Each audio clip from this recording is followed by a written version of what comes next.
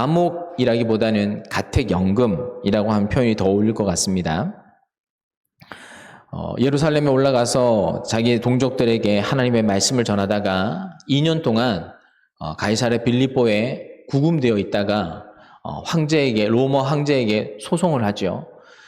그래서 2년 동안 이스라엘에 감금되어 있다가 다시 로마로 압송되어져 와서 거기서 2년 동안 재판을 받기 위해서 가택연금된 상태에서 오랫동안 2년 동안이라는 시간을 기다리다가 그 안에서 밖에 나갈 수도 없고 출입도 할 수 없는 상황이니 그때 편지를 써서 자기가 지금껏 돌아왔던 교회들, 자기가 세웠던 교회들, 또 사람들에게 여러 가지 편지를 써서 그때 우리가 알고 있는 바울 서신이라고 하는 우리가 읽었던 빌립보서도 그렇고 골로새서, 갈라디아서 등등의 많은 편지들을 바울이 편지를 써서 각 교회들에게 교회 안부를 묻고 교회에게 당부를 하며 교회가 더 힘을 내고 주의 일에 힘쓰자라고 하는 의미의 여러 편지를 써서 교회들에게 보냈던 시기가 바로 이 가택연금, 빌립보서를 썼던 이 시기에 많은 서신서들이 이 시간에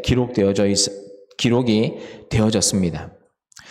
바울이 왜 가택연금 되어졌냐? 다른 이유는 아니고 예수를 전한다는 것 때문이었죠. 그 가택연금을 당하는, 또 어디에 갇히는 것, 매를 맞는 것, 모욕을 받는 것, 고난을 받는 것, 핍박을 받는 것, 그 모든 삶에 어려움을 당하는 이유가 있다면 바로 예수 그리스도를 전하는 그 이유 한 가지 때문이었습니다. 여러분들이 만약에 선택한 여러분의 일들을 통해서 여러분들이 사람들에게 모욕을 받는다고 하면 어떻게 하시겠어요? 여러분들이 결정한 내가 이 일을 향해서 평생 밥 먹고 살아야지 하는 그 일 때문에 여러분들이 고난당하고 어려움당하고 사람들에게 모욕당하고 조롱당하고 한다고 한다면 여러분 그 일들이 계속 하실 수 있겠습니까? 내가 이렇게 조롱당함에도 불구하고 난 끝까지 일을 해야지 라고 그렇게 할 수 있으시겠어요? 그건 각자 선택에 맡긴 거니까. 근데 바울은 예수 그리스도를 전하는 것 때문에 여러 번 죽을 뻔도 하고 늘 배고프고 허기지고 늘 가난해 힘들어하고 수많은 여행에 어려움을 당하면서 예수 그리스도를 복음을 전하는 그런 사람이었습니다. 오늘 이 말씀에도 전하는 것 요지는 한 가지이죠. 내가 그런 일을 경험하고 지금 여전히 감옥 속에 갇혀 있어서 내가 몸이 불편하고 많은 제약이 있지만 그럼에도 불구하고 하나님을 믿는 하나님의 사람들아, 교회들아, 하나님을 더 힘써 알자, 하나님을 더 믿자 라는 말씀을 편지를 통하여서 자기가 세웠던 교회의 성도들에게 이 말씀을 전하고 있는 것입니다. 오늘 본문 속에서 바울이 전하고자 하는 것은 어떻게 보면 너무나도 간단합니다. 그리스도를 알자, 그리스도를 닮자, 그리고 우리가 최종 목적지에 도달할 때까지 멈추지 말고 계속 달려가자. 여러분, 이 세 가지가 오늘 설교의 안에서, 이 본문 안에서 바울이 말하고자 하는 전체의 핵심이라고 말씀드릴 수 있을 것 같습니다. 그래서 바울은 오늘 이 본문을 통해서 그리스도를 아는 것, 그리고 그리스도를 함께 알아가자라고 이야기를 하고 있는데 10절의 말씀에 이렇게 기록되어져 있습니다. 내가 그리스도와 그 부활의 권능과 그 고난의 참여함을 알고자 하여 그의 죽으심을 본받았다라고 이야기를 하고 있습니다. 바울이 자기 인생의 가장 최고의 목표, 최고의 가치, 그것은 무엇이냐면 그리스도를 아는 것이었습니다. 이 세 가지를 얘기하죠. 그리스도를 알고 싶다, 부활의 권능을 알고 싶다, 그리고 그 고난에 참여하는 것이 무엇인지를 알고 싶다. 바울은 이 세 가지를 알고 싶다. 그렇게 하기 위해서 내가 이 세 가지를 알고자 하여서 예수 그리스도께서 걸어가셨던 그 길을 나도 본받아 뒤따라가고 있다라고 이렇게 얘기를 하고 있습니다. 그리스도를 알고 싶다라는 것이 하나님을 알고 싶다는 것과 다르지 않지요. 바울의 모든 생애 속에서 바울은 예수님을 알고 싶다. 지적인 어떤 것만 얘기하는 것 아니죠. 예수님께서 어떤 가르침을 주셨다. 예수님께서 어떤 교훈을 주셨다. 예수님께서 어떤 성경을 이렇게 해석해 주셨다. 그 정도만 말하는 것이 아니라 예수님이라고 하는 그 모든 그분의 성품, 인격, 그분의 삶을 살아갔던 모든 방식과 행동들, 가르침, 모든 것을 다 포함해서 바울은 평생을 거쳐서 예수 그리스도를 알고 싶다 하는 그 마음을 가지고 이것을 알기 위해서도 부지런히 뛰어갔던, 그리고 수고하고 애썼던 사람 중에 한 사람이었습니다. 예수님을 알고 싶다고 하는 것은 하나님을 알고 싶다는 것이죠. 여러분도 하나님 알고 싶지 않으세요? 여러분들이 믿고 있는, 여러분들이 기도하고 있는 그 하나님을 알고 싶지 않습니까? 바울은 하나님을 알고 싶다, 예수님을 통해서 보여주신 하나님을 알고 싶다라고 하는 그 알물, 지적인 것과 또 성격, 인품과 관계적인 모든 것들을 다 알고 싶다, 그것을 위해서 정말 최선을 위해서 살아갔던 사람이었습니다. 두 번째로 부활의 권능을 알고 싶다. 여러분, 이것은 사람의 지식을 초월하는 것이죠. 부활을 믿는 것도 말이 안 되는 것이지만 만약에 이 부활이 실제로 있다고 한다면 이 부활의 권능을 알고 싶고 또 이것이 그 은혜가 어떤 것인지를 더 알고자 하는 것. 안 믿는 사람들은 이 말을 믿지 않겠지만 예수님을 만나고 나서 거듭난 바울은 정말 예수님께서 말씀하셨던 것처럼 죽고 부활하셨잖아요. 그 부활을 그 제자들을 통하여서도 본인도 그 동시대에 함께 살았던 사람으로서 예수님을 믿으니 정말 예수님의 말처럼 사람이 부활하는구나. 사람이 새롭게 살아날 수 있구나. 그리고 내가 이 말씀을 믿으면 언젠가 나도 부활할 수 있는 그 은혜를 하나님께로부터 얻는구나 라는 것을 바울이 경험하고 나서 나도 이 부활에 참여하고 싶다라고 하는 그 마음을 가지고 인간의 한계와 인간의 이성과 인간의 지식을 초월한 신적의 영역에 있는 그 은혜를 바울이 맛보고 나서 이 부활의 권능에 자기도 참여하기 위해서 또 그것을 알고 싶어서 부단히 애썼다라고 말하고 있습니다. 세 번째, 고난에 참여하려고 나는 부지런히 예수님의 그 길을 따라 살아가고 나는 본받아 살아가고 있다. 여러분, 고난을 경험하고 고난을 뒤따라가면서 결국 얻는 게 뭘까요? 고통스럽다 이걸까요? 예수님 따라가는 것처럼 정말 십자가 지고 따라가는 그 길이 고통스럽다, 힘들다. 여러분, 그 길을 따라가 봐야 하나님께서 나를 얼마나 사랑하시는지를 아는 것이죠. 고난 당해보니 내가 결혼하기 전에 부모의 마음을 막 속썩이고 아니면 부모님한테 잘했든 아니면 잘하지 못하였던, 결혼을 하고 나서 자녀를 낳고 나서 부모의 심정을 아는 것과 같이 예수님의 길을 쭉 함께 좀 따라가 보다 보니 예수님께서 얼만큼 나를 사랑하셔서, 하나님께서 나를 얼만큼 사랑하셔서 이 독생자 예수 그리스도를 나에게 주셨는가 라고 하는 그 은혜와 그 사랑이 무엇인지를, 그 깊이를 이해하게 된다는 것이죠. 그래서 내가 그것을 알고 싶어서, 나는 이 고난을 알고 싶어서 나는 예수 그리스도를 본받아 살아가고 있다라고 바울은 이야기를 하고 있습니다. 그래서 바울은 자기가 하는 말이 12절에 내가 이것을 아는 것, 예수 그리스도를 아는 것, 그 부활의 권능을 아는 것, 이 고난에 참여하는 이 모든 것들이 내가 아직 다 붙잡았다고 말할 수 없다. 온전히 이루었다고도 말할 수 없다. 나는 여전히 부족하고, 나는 여전히 이 일에 대해서 알고 싶고, 나는 한계가 있고, 나는 여전히 이런 일들에 대해서 미약하고 부족한 사람이다. 그렇기 때문에 나는 여전히 이 일을 알고 싶어서 부단히도 뛰어간다. 그러니 이 말씀을 듣는, 이 편지를 받아 듣는 빌립보 교회 모든 성도들, 너희도 나와 같이 예수 그리스도를 아는 일에, 부활의 권능을 사모하는 일에, 이 예수 그리스도가 걸어갔던 그 길을 아는 일에 함께 동참하면 좋겠다라고 이야기를 하고 있는 것입니다. 바울은 그의 모든 삶에 아주 능동적이고 아주 적극적으로 예수님을 따라갔습니다. 12절에 이런 후반절에 이렇게 기록되어져 있는데요. 오직 내가 그리스도 예수께 잡힌 바 된 그것을 잡으려고 달려가노라. 이 나와 있는 그리스도 예수께 잡힌 바 된 그것을 내가 잡으려고 오늘도 내가 달려간다 라는 이 말에 몇몇 어떤 설교자나 신학자들이나 주석에 이런 얘기가 있더라고요. 예수께 잡힌 바 된 그것이 뭐냐?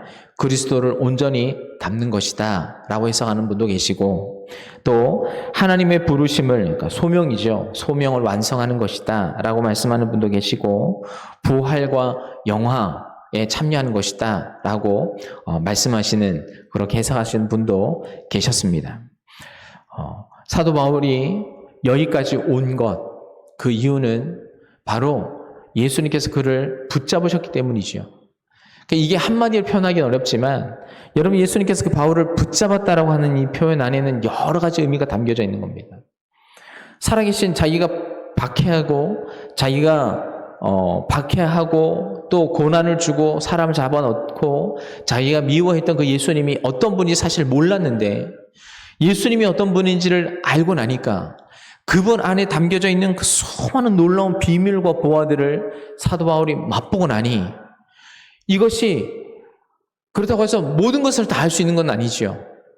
살짝 예수님을 통해서 맛보고 나니 자기 스스로 예수님을 알아가면 알아갈수록 깨달아지는 그 은혜가 너무 크고, 부활이라는 것이 무엇인지를 알면 알수록 그 은혜가 더 크고, 또 예수님께서 가셨던 그 길을, 이 십자가의 고난의 길을 따라가다 보니 고난만 있는 것이 아니라 고난 안에 깨달아지고 알게 되어지는 놀라운 하나님의 사랑과 신비로움을 체험하면 할수록, 누가 나를 데려와서 가라라고 나를 떠미는 것이 아니라 스스로 그 길을 가게 되어지고 그 길을 쫓아가게 되어지고 그 길을 사모하게 된다라는 겁니다. 그래서 신앙은 절대로 수동적일 수가 없습니다. 하나님은 알면 알수록 나 스스로가 더 그 은혜에 깊이 들어감으로 인해서 나 스스로가 이거 좀 더 알아가고 싶다, 내가 이 은혜를 좀 더 경험하고 싶다라고 해서 스스로가 그 은혜를 쫓아 따라가는 능동적인 사람이 되는 것이지, 믿음을 알면 알수록 반대로 더 수동적으로, 아니면 더 좀 소극적으로 신앙생활을 할 수 있는 길을 하는 방향으로 돌아가지는 않더라는 겁니다. 히브리서 기자가 히브리서 6장 4절 6절 말씀에 이런 말씀을 기록했는데요. PPT를 띄워주시면 좋겠습니다. 말씀을 함께 볼 수 있도록. 한번 빛을 받고 하늘의 은사를 맛보고 성령에 참여한 바 되고 하나님의 선한 말씀과 내세의 능력을 맛보고도 타락한 자들은 다시 새롭게 하여 회개할 수 없나니, 이는 그들이 하나님의 아들을 다시 십자가에 못 박아 드러내 놓고 욕되게 함이라. 후반절의 말보다 전반부에 있는 말에 좀 포커스를 맞춰보자 합니다. 하나님을 믿는 사람들의 이 믿는 은사와 은혜가 이런 것이죠. 빛을 알게 된다는, 어떻게 보면 진리를 알게 되는 것이죠. 사도 바울이 빛을 보고 예수님이 어떤 분인지를 알게 됐으니 우리가 빛을 받고 하나님이 어떤 분인지를 알게 되고 하늘의 은사를 맛보게 된다는 것이고, 성령에 참여하는 은혜도 경험하게 되어지고, 하나님의 선한 말씀과 내세의 능력, 이 부활의 능력이겠지요. 이런 것들을 다 맛보아 알 수 있게 된다는 겁니다. 하나님을 믿는 사람들에게 주시는 권리와 특권과 은혜인 것이죠. 세상이 줄 수 없는, 하나님을 믿는 사람들에게만 주는 이런 모든 것들이 하나님을 믿는 사람들에게 주시는 하나님의 은사와 능력과 은혜인데, 이것을 맛보는 사람들이 결국은 이 은혜에 더 깊이 들어가고 싶어서 결국 자기 스스로가 바울처럼 능동적으로 기쁨으로 자원하는 마음으로 하나님을 따라가게 된다고 하는 것입니다. 그래서 사도 바울도 자기도 이 일을 알고자 하여서 더욱더 힘써서 나는 표대를 향하여서, 목적을 향하여서 나는 열심히 뛰어가노라 이야기를 하고, 자기가 섬겼던 교회와 성도들과 많은 사람들에게도 너희도 이 은혜를 맛보았다면 나와 함께 그렇게 하나님을 향하여서 힘차게 달려가자라고 바울이 말하고 있는 것입니다. 우리가 그 길을 걸어갈 때 어떤 자세로 그러면 예수님을 따라가야 할까요? 이야기했던 것처럼 예수님은 본받아야 합니다. 본받는다는 말은 예수님께서 하셨던 그 말씀의 가르침이 우리의 삶에 그냥 자연스럽게 녹아 있어야 된다는 거죠. 너희가 어떻게 해라. 또 내가 너희가 이런 것들을 보여주지 않았느냐. 지난주에도 얘기했지만 제자들의 발을 씻기시면서 너희는 내가 했던 이것이 무엇이라고 생각하냐. 내가 주와 선생이 되어서 너희 발을 씻겼던 것처럼 너희도 그렇게 되어지기를 원한다. 내가 그렇게 되라고 지금 너희들에게 이것을 보여주고 있는 거다 라고 주님 말씀하셨죠. 여러분, 이런 예수님의 가르침이 우리의 삶에 그대로 묻어나는 게 중요한 겁니다. 그것이 본받는 것이요. 예수님의 말을 그대로 들어서 그 말씀을 그대로 앵무새가 말하는 것처럼 그대로 따라하고 읊으라는 얘기가 아니라 그 말씀에 들려진 말씀을 내 삶으로 살아낼 수 있는 힘과 능력이 있는 사람, 그 말씀을 그대로 살아내는 사람, 여러분 그 사람을 예수님을 본받는 사람이다 라고 말하는 것이죠. 어떤 한 사람을 정말 사랑하고 어떤 사람을 끝까지 추종하는 그 제자들을 보면 그 스승이 죽고 나서도 그 제자들이 그 사람들의 어떤 무리든 어떤 한 사람이든 그 자기가 좋아한다라고 하는 자기가 스승이라고 한다라고 하는 그 사람의 표현과 생각과 태도가 그 사람 속에서 고스란히 묻어납니다. 그런 분들을 보신 적이 있으시죠? 내가 이 선생님의 정말 제자입니다. 내가 이 선생님의 가장 총애를 받는 제자입니다 라고 할 때 그 제자 속에 그 스승이 말했던 생각, 사상, 철학, 삶의 모습 이런 것들이 옆에 사람들이 봤을 때 고스란히 다 묻어납니다. 스승은 없지만 제자를 통해서 스승을 보게 되어집니다. 그것이 본받는다라고 하는 것이죠. 예수님 계시지 않지만 예수님의 말씀을 따라 살아가는 그 바울의 모습 속에 바울이 얘기하기를 내 안에 십자가의 흔적이 있다 이렇게 얘기를 하죠. 그 예수님의 십자가의 흔적, 예수님이 가시셨던 그 십자가의 흔적이 나에게도 있다. 바울은 항상 얘기하는 것이 너희는 나를 본받아라.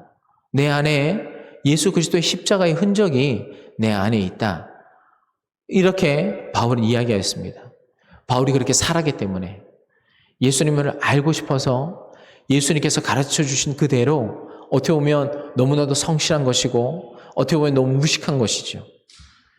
그냥 가감하지 않고 예수님께서 사셨던 그 삶을 고스란히 따라가면서 바울은 내 안에 그 길을 따라가다 보니 바울 안에도 예수님이 가셨던 그 길 안에 그 흔적이, 그 십자가의 흔적이 바울의 삶 속에도 고스란히 묻어났던 것이죠. 그러니 우리가 열심히 경주하기 위해서 중요한 것은 예수님의 삶을 본받아 그대로 따라가는 삶이 가장 우선적으로 뒷받침되어야 한다는 것입니다. 두 번째로는 바울은 나는 자본줄로 여기지 않는다라고 얘기합니다. 그 자리에 정체해 있지 않겠다는 것이죠. 내가 예수님을 알고 그분의 주신 그 사명을 이루고 사역을 하는 데 있어서 내가 다 이뤘다고 나는 지금도 생각하지 않는다. 이것이 완성되었다라고 나는 생각하지 않겠다. 나는 여전히 이것은 진행형이고 나는 그것을 위해서 계속 달려간다라고 얘기합니다. 신앙의 정체라는 것이 있나요? 신앙의 완성이라고 것이 있다라고 우리 말할 수 있습니까? 이쯤이면 됐다. 이쯤이면 내가 예수님처럼 된 거 맞다. 라고 말할 수 있는 그런 신앙의 어떤 경지가 있을까요? 여러분, 우리가 되었다라고 안심하는 순간 또 안심을 하면 안 되겠지만 그렇게 할 수는 없는 이유가 뭐냐면 여러분 베드로전서 5장 8절 말씀에 이런 말씀이 기록되어져 있습니다. 근신해라 깨어라 너희 대적 마귀가 우는 사자같이 두루다니며 삼킬 자를 찾나니 이런 말씀을 하고 있습니다. 여러분 신앙의 정체는 여러분 신앙의 후퇴이며 여러분 저기 우는 사자와 같이 여러분들의 신앙을 여러분들이 언젠가 한 발 헛디뎌서 하나님으로부터 멀어지려고 하는 그 순간을 노리고 있는 마귀의 밥이 될 수 있다는 것입니다. 우리가 이것을 잘 생각하지 않고 그냥 신앙생활을 하게 되어지고 때로는 나태해지고 좀 게을러질 수 있는데 우리가 늘 기억해야 되는 것은 내 신앙의 걸음이 잠깐 주춤하는 그때에 여지없이 여러분 저 우는 사자와 같은 마귀가 여러분의 신앙을 계속적으로 노리고 있다는 것입니다. 우리는 여전히 그 안에 표적이 되어져 있고 여러분이 할 수만 있다면 이 믿음에서 벗어나기를 간절히 바라는 마음으로 여러분 저 사탄이 여러분의 영혼과 삶을 계속 노리고 있다는 것을 우리는 기억할 때 여러분 멈추지 않고 계속 달려가고 갈 수가 있는 것이죠. 신앙은 온전히 이루었다는 거 있을 수가 없습니다. 이럴 때는 가능합니다. 여러분 안에 죄성이 다 사라졌다 말할 수 있을 때, 여러분 안에 정말 악하고 정말 못된 우리의 정말 악한 습성이나 생각이나 모든 그 죄성이 다 사라졌다 말할 수 있다 한다면 여러분 우리 신앙을 이룬 것이죠. 근데 이런 거를 이룰 수 있는 사람은 단 한 명도 존재하지 않죠. 그렇기 때문에 매일매일 여러분 우리는 하나님 주신 이 말씀을 기도 늘 이것을 가까이 하고 살아가야 합니다. 그래서 바울은 나는 다 이뤘다고 말하지 않는다. 나는 오늘 여전히 날마다 죽고 나는 여전히 예수님을 닮아가기 위해서 오늘 열심히 달려가고 있다라고 말하고 있습니다. 세 번째로 바울은 뒤에 있는 것을 잊어버렸다. 13절 말씀에 난 뒤에 있는 것을 잊어버렸다라고 얘기합니다. 여러분 사도 바울이 정말 대단한 사람이죠. 대단한 사람이죠. 우리가 알기로는 정말 그만큼 역사와 기독교에 그런 대단한 사람은 있을 수 없는 것인데 사도 바울조차도 나는 뒤의 것을 나는 다 잊어버렸다. 나는 뒤의 것을 돌아보지 않는다. 여러분 바울이 만약에 과거의 추억, 자기가 세워놓은 업적, 내가 보았던 그 많은 놀라운 신비로운 일들과 기적들 그런 것들만 기억하고 추억하며 살아갔다고 한다면 바울이 계속 끝까지 이 믿음의 경주를 할 수 있었을까요? 과거의 영광에 기대어서 과거의 것들만 생각하면서 여러분 그 순간에는 그때는 자기 업적만 남는 것이죠. 내가 뭘 이루어냈는데 내가 무엇을 했는데 내가 어떤 사람인데 그것만 남는 것이죠. 그래서 바울은 난 뒤의 것을 신경 쓰지 않는다. 지나간 것은 지나간 것이고 나는 오늘 향해서 한 걸음 더 앞으로 나가며 살아간다. 바울은 그렇게 말씀을 하고 있습니다. 여러분들 혹시 과거의 실패를 붙잡고 살아가는 분들이 계신가요? 내가 예전에 했었던 실수 아니면 죄책감, 낙담, 불안, 나 연약함, 과거에 있었던 과거에 기대어서 과거에 버리지 못하는 미련 이런 것들 후회 이런 거 가지고 여전히 오늘을 현재를 살고 계시는 분들은 안 계십니까? 다 지나가는 일들 의미 없는 일 여러분 그런 것들은 다 의미 없는 일들이죠. 그걸 아무리 붙잡고 있어봐야 그 후회를 붙잡고 있어봐야 오늘 현재를 살아가는 나에겐 아무 도움이 되지 않습니다. 또 반대로 과거에 성공했던 일들을 추억한다고 해서 오늘 잘 될 수 있다라고 보장할 수 없는 것이죠. 자고 일어나면 시대가 바뀝니다. 오늘도 자고 일어나면 새로운 소식과 세계는 한 걸음 더 앞으로 향해서 한 걸음 한 걸음 나가고 있는데 여전히 과거에 붙잡혀서 과거에 멈춰서 살아가고 있다면 도태되고 어제 과거에 성공했던 그 일들이 오늘도 내가 도전한다고 해서 그 방식이 오늘 나를 성공해 줄 수 있다라고 말할 수 없는 것이죠. 여러분 신앙도 마찬가지입니다.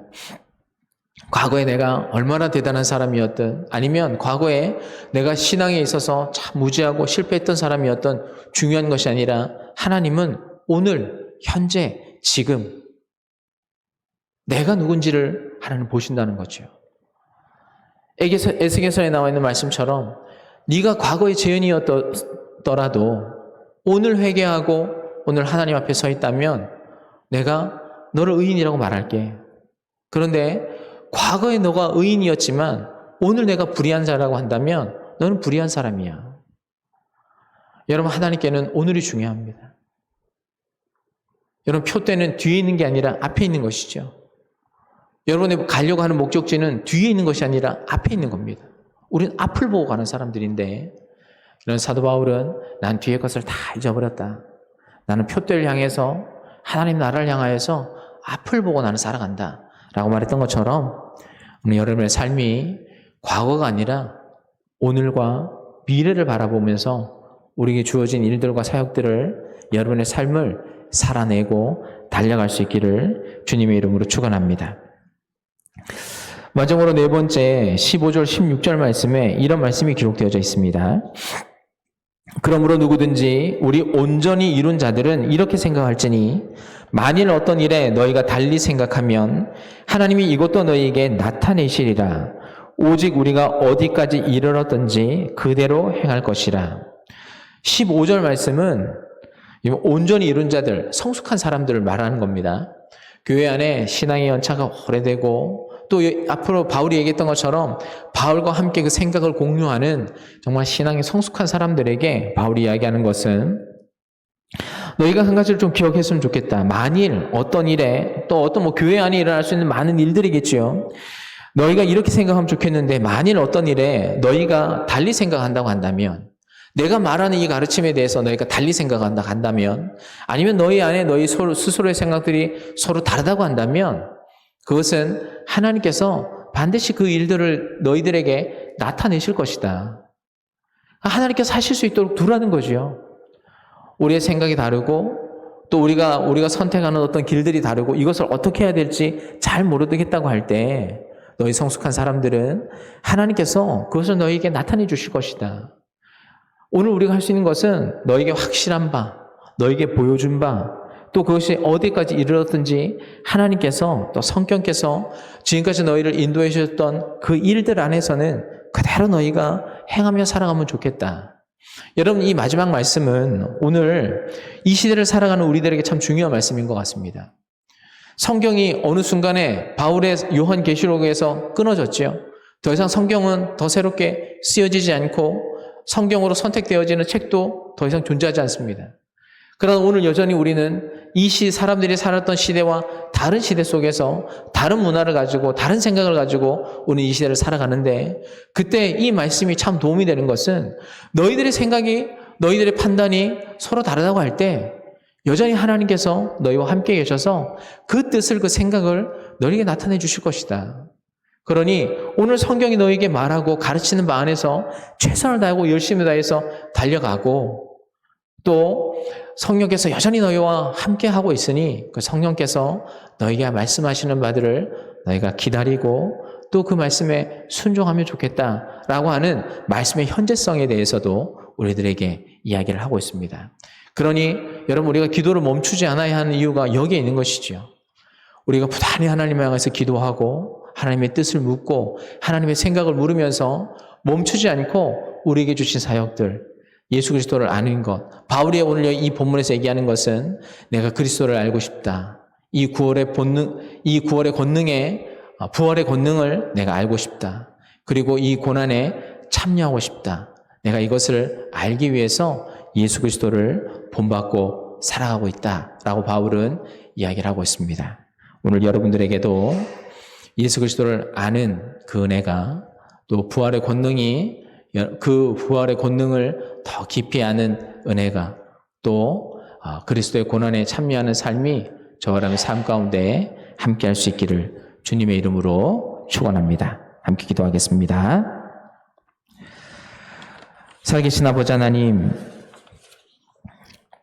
우리의 삶을 통하여서 오늘 바울이 고백했던 것처럼 예수 그리스도를 더 깊이 아는 은혜가 또 부활의 권능을 아는 은혜가 예수님의 은혜와 사랑을 더 깊이 체험할 수 있도록 하나님 우리가 예수님께서 가셨던 그 십자가의 길을 순종하며 걸어갈 수 있는 삶이 있기를 또 그 삶 가운데 하나님께서 우리와 동행하여 주시기를 이 시간 기도하며 간절히 간구하오니 하나님 그 시간들을 통하여서 하나님의 은혜를 더욱더 깊이 맛볼 수 있는 저희들이 될 수 있도록 도와주시고 하나님 멈추지 않고 하나님 끝까지 주님 앞에 가는 그날까지 우리의 신앙의 여정이 이어질 수 있도록 하나님 우리와 함께하여 주시옵소서.